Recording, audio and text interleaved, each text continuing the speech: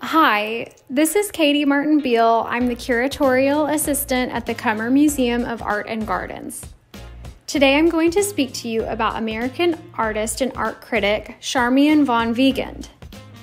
Von Weigand is best known for her geometric abstractions as well as her art writing, both of which made invaluable contributions to the development of American avant-garde art and culture in the 20th century.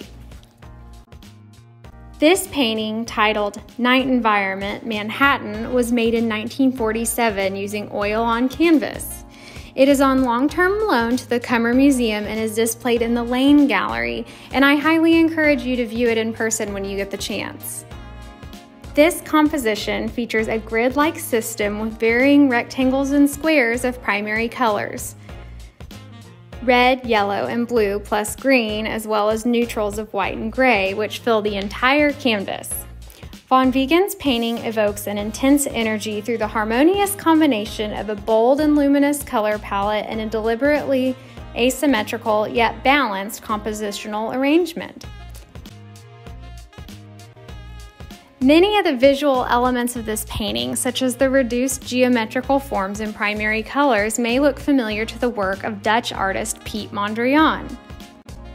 Mondrian was a co-founder of the avant-garde Dutch movement De Stijl, which translates to the style, in 1917. These artists collectively aimed to eliminate emotion from art and advocated instead for a more severe art of pure geometry. Mondrian independently developed neoplasticism in 1919, which he applied to his theories of art and his very specific painting style, which comprised of a grid delineated by black lines, which was then filled with blocks of primary colors. Mondrian's painting composition with yellow, red, and blue from 1927 on the right is exemplary of his mature style. In the 1920s and 1930s, Mondrian worked in a highly reductivist style and made his most austere paintings. Von Weigand and Mondrian met in 1941, when she was assigned to interview him for a publication. The two became instant friends, and Mondrian tasked her with translating his key texts on neoplasticism into English. Although Americans had been introduced to European abstraction several decades prior to 1941, the literature that was the crucial foundation to European abstract movements was not accessible in English until the 1940s. Almost all of these texts were available in French, and only about 20% of the entire US population spoke French at that time. So, Americans were only absorbing European abstract art visually, and von Weigand's translations contributed to the momentum of the development of new art styles in the United States. Additionally, Mondrian encouraged von Weigand to put her career as an established art critic and journalist aside to focus on her painting practice. Although von Weigand had been painting since 1926, Mondrian's role as her friend and mentor facilitated the development of what she viewed as her mature style as an artist. We can see that in Night Environment, Manhattan, and other paintings that von Weigand made around this time, such as Power Plant 2 and Sanctuary of the Four Directions, that the artist absorbed many of the formal elements of neoplasticism into her own painting style.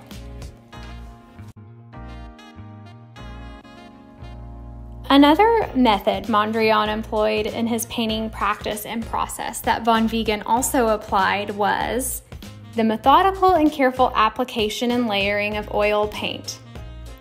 Oil paint is a slow-drying medium made of organic pigments that are bound by a chemical solvent.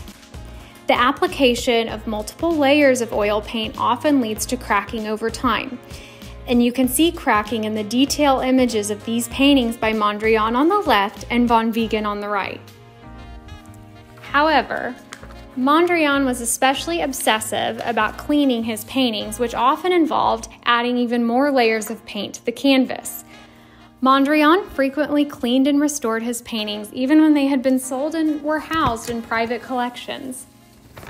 Von Weigand may have not been as excessive in her use of oil paint, but it is clear from the cracks in Night Environment, Manhattan that she followed Mondrian's methodical paint layering process. where both artists placed a strong emphasis on the line. Mondrian's theories and aesthetic doctrine of neoplasticism highly informed von Wegen's artistic practice. However, von Wegen was never a pure non-objective painter, and she never worked strictly under the constraints of neoplasticism. Von Wegen had an open-minded and experimental sensibility, and her entire body of work is a distinct hybrid of geometric abstraction, multiple European avant-garde movements such as Suprematism and Surrealism, and she was also influenced by Theosophy and Eastern religions with an emphasis on Buddhism. Night Environment, Manhattan is a tribute to Mondrian. It was made after his death in 1944, and the pictorial strategies employed by von Wegen are akin to Mondrian's iconic painting Broadway Boogie Woogie from 1942 to 1943. Although von Wegen's painting is abstract in content, its title is a clear reference to New York City. Also abstract in content, Broadway Boogie Woogie is Mondrian's tribute to New York City and his love of jazz.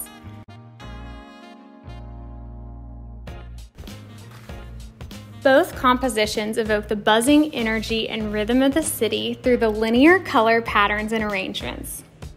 And while the grid remains the foundation of these compositions, it is not as arbitrary as it appears on first glance. Additionally, the two compositions resemble an aerial view of the city, and both paintings encapsulate the burgeoning artistic energy in New York while it was on the cusp of becoming the new International Arts Center. Mondrian played a key role in the development of new art styles in the United States. He immigrated to New York in 1940 to escape World War II. The majority of European immigrant artists remained isolated while in New York and moved back to Europe after the war. Mondrian was one of the few European immigrants that embraced life in exile in the United States. Mondrian ran with various avant-garde circles in New York, and his willingness to communicate with and mentor the younger generation of American artists is what allowed him to facilitate innovations of American abstraction in the post-war period. Von Wegen had a deep and profound understanding of European avant-garde styles in terms of the formal and visual principles, as well as the concepts and theories of these movements, while most of her contemporaries only absorbed the visual elements. This is what makes von Wegen's work so compelling and reflects the complexities of the iterations of abstraction that emerged in the United States during the 20th century. Von Wegen gained notoriety as an art critic and artist during her lifetime.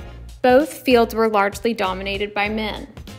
In 1942, von Wegen's art practice began to garner attention, and over the years she was featured in 21 solo exhibitions, mostly in New York, but she was also shown internationally, and she participated in over 50 group exhibitions. And von Wegen has a Florida connection. In 1982, the Bass Museum of Art in Miami Beach held a solo retrospective of her work. Charmian von Wegen continues to be recognized as a leading abstract artist in the 20th century, and her works are a refreshing glimpse into the rich iterations of American abstraction in the post-war era. If you have questions or comments, leave them in the section below and we will do our best to get back in touch with you.